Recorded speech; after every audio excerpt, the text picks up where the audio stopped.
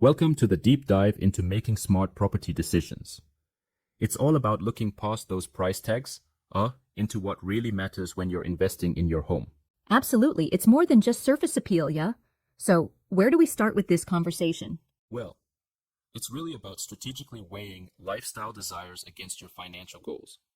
You see, when you're exploring properties at different price levels, say 2.3 million, 3 million, and 4 million.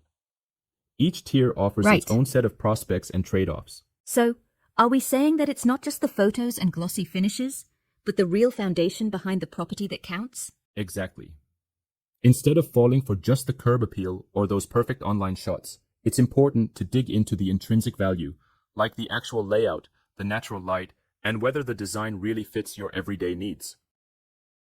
Yes. I mean, think of it like building a house on solid foundations rather than just pretty bricks. What are some of the traps people might encounter? Right, so one common pitfall is deceptive features. For instance, a balcony that appears super spacious in photos might actually turn out to be barely usable in reality. It's like getting excited about extra space, only to realize it doesn't actually enhance your living experience. And it sounds like layout plays a huge role in how livable that property is. Can you talk a bit about that? Absolutely. Think about the layout. With awkward floor plans, useless corners, or poorly placed windows. These might not be obvious online, but once you're living there, they can seriously affect the flow and even your mood. Got it. So, starting at the $2.3 million tier, what kind of properties are we really looking at? At $2.3 million, we're often looking at entry-level options for upgraders or first-time private property buyers. Here the focus is typically on snagging ample space in decent locations, perhaps in upscale condos or older freeholds. Often, these are boutique developments that offer unique designs, though sometimes they might have layout restrictions. Yeah, so it's like you get a blend of exclusivity and a little bit of risk with practical issues. Is that fair to say? Exactly. It's all about the DNA of the development. A good boutique project comes with efficient layouts, a strong micro-location, and an exclusive vibe. But if the design is too niche or impractical, you might end up with a space that isn't really suited to day-to-day living. Right on. Now what happens as you move up to the $3 million bracket? What's the twist there? At the $3 million mark, the decision becomes more nuanced. Here, buyers typically balance between prime locations and additional space. For example, you might choose between a slick 1,200 square foot leasehold condo in a bustling area or a more spacious 1,800 square foot freehold property in an up-and-coming neighborhood. It really depends on whether immediate comfort or long-term appreciation is more appealing. Yeah, so essentially it becomes a matter of delayed gratification, giving up a bit of today's luxuries for tomorrow's gains? Exactly. It's like betting on the future. You might sacrifice a little bit of immediate comfort if you're confident the area's on the upswing. Though I'd add, that approach sometimes might not work for buyers who need a comfortable family home from the start. Wouldn't you agree? Certainly. And that's where the real challenge lies. Not every buyer is in the market for long-term capital gains. If you're living there for, say, 20 years, immediate livability might take precedence over speculative future value. Absolutely. All right, then when we hit the $4 million level, we're mostly talking landed properties, right? Yes, exactly. At this tier, it's less about the apartment space and more about owning actual land. Landed properties, while often older and sometimes in need of work, offer you the key advantage of land appreciation. Something that's especially lucrative in places where land is scarce, like Singapore.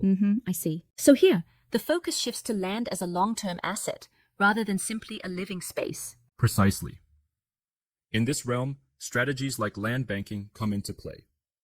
You may get a property that's not fully developed in terms of livability right off the bat, but the land's future potential, thanks to infrastructure and development plans, could make it a brilliant strategic investment.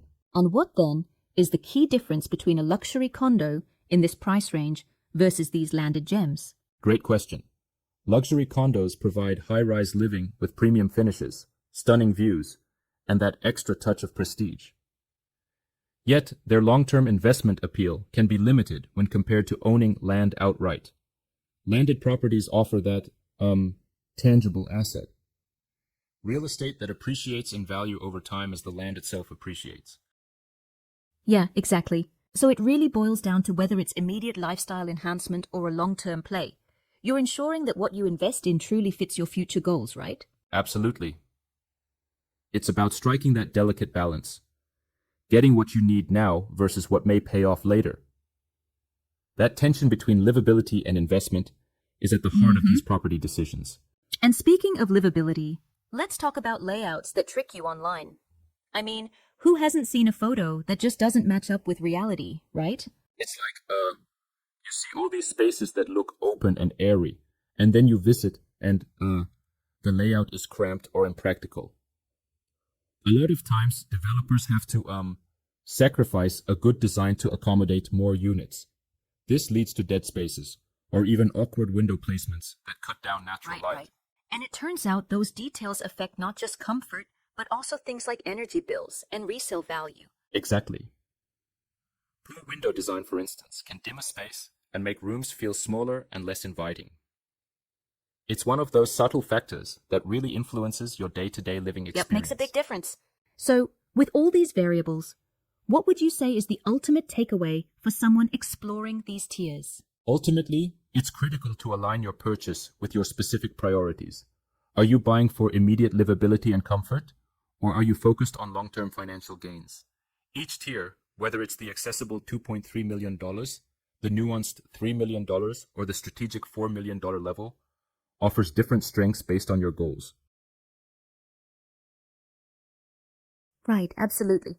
That makes sense. It's like a personal balancing act between what feels good today and what will pay off tomorrow.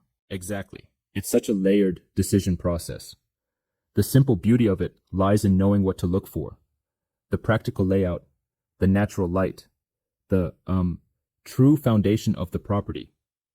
It's not just about what the price tag says. And on that note, would you say that relying solely on perfect photos often leads people into traps? Absolutely. And it's crucial to dig deeper with floor plans and actual site visits. Photos can only tell you so much, and they might hide those practical issues until it's too late. Yeah, totally agree. I love how, in essence, this approach forces buyers to consider both the tangible and intangible aspects of property, kind of like vetting a relationship, where you look beyond initial appearances. Exactly. It's like, you wouldn't marry someone based only on looks. You need to know who they really are underneath. Similarly, a property's real value lies in those less visible details that determine your long-term comfort and investment returns. Right on, exactly. Although I might respectfully challenge that a bit. Sometimes that initial appeal does have its merits. After all, first impressions do matter, and a property can indeed evolve with proper care over time. What do you think? Fair enough, and I totally agree. There's a dynamic quality to properties where, given some renovations or changes in the neighborhood, even an initially flawed layout can transform into something quite valuable. But it's that initial foundation, those hidden details, that set the stage for all those future improvements. Yeah, that's a solid point. So, for anyone out there navigating this market, it really comes down to being well-informed and making choices that align with both your immediate needs and future aspirations. Exactly. Whether you're chasing the spaciousness of a boutique condo at $2.3 million, the balance of space and location in the $3 million realm, or the long-term asset value of a landed property at $4 million, understanding these trade-offs is key. And let's not forget, connecting with a knowledgeable real estate advisor who understands these nuances can really tip the scales in your favor. Absolutely. Having someone who can navigate all these hidden traps and highlight the real fundamentals is invaluable. It's all about asking the right questions and being in tune with what you truly need in a home. Right. I love how this discussion peels back the layers. It's not just transactions, but a deep dive into lifestyle, practicality, and long-term vision. Yep. And that's the core insight here. Smart property decisions come from balancing immediate gratification with strategic investment. It's complex, it's layered, but with the right insights, it's totally manageable. Absolutely. Thanks for that deep dive.